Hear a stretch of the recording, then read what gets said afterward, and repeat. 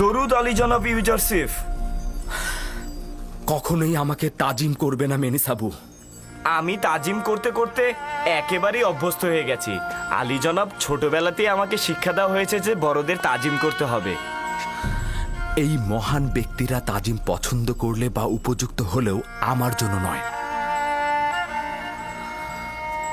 শুধুমাত্র তিনিই তাজিমের উপযুক্ত। তুমি কি চাও? আমি কি চাইবো? কি যেন বলতে এসেছিলাম।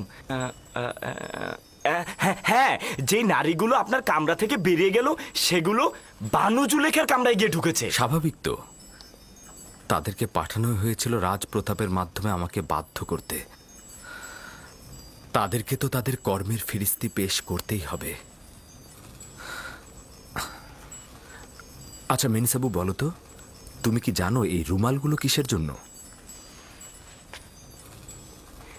হ্যাঁ হ্যাঁ হ্যাঁ, এগুলো কেন পায়ের নিচে ফেলেছেন?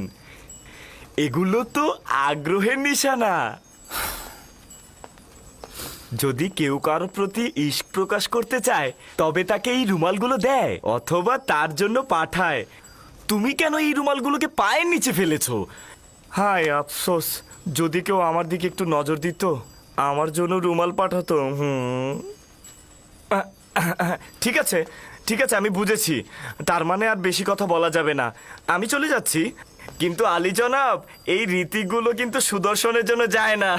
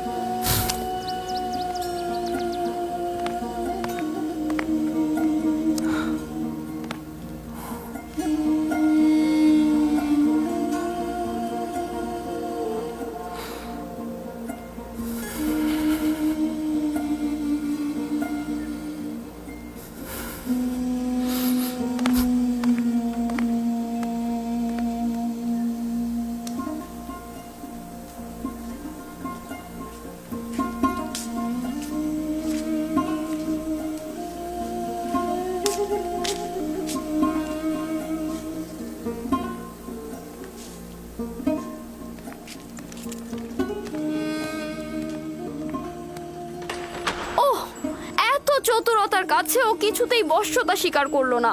যদিও পাথরও হতো তবু ওকে গলিয়ে ফেলতে পারতাম, কিন্তু ইউজারসিফ পাথরের চাইতেও কঠিন। তালাশ করে লাভ নেই, কোনো ফলই হবে না। তাহলে তোমরাই আমাকে বলে দাও, আমি এখন কি করব? কোনো পথ কি খোলা নেই? ইউজারসিফকে কারাগারে পাঠিয়ে দিন, এটাই তার একমাত্র পথ। কারাগারে? হ্যাঁ, সম্ভবত কারাগারের প্রকোষ্ঠে সে আপনার রাজ্যের রাজনিয়ামত উপলব্ধি করতে পারবে। হ্যাঁ, কারাগারের স্বাদ পেলেই তার মাথা আপনার চরণে লুটিয়ে পড়বে। কিন্তু আমি তাকে কারাগারে পাঠিয়ে কিছুতেই দূরে থাকতে পারবো না। অবশেষে আপনি একটা সুযোগ পাচ্ছেন যেটা আপনি হাতছাড়া করবেন। এই শাস্তির মাধ্যমে হতে পারে ইউজারসিফের দম্ভ একেবারে ভেঙে পড়বে। জেলখানায় তার অহংকার চূর্ণ হয়ে যাবে। বশ্যতা স্বীকার করলে তাকে আজাদ করে দেবেন। ইউজারসিফকে শক্ত দরজার কামরায় ডাকো।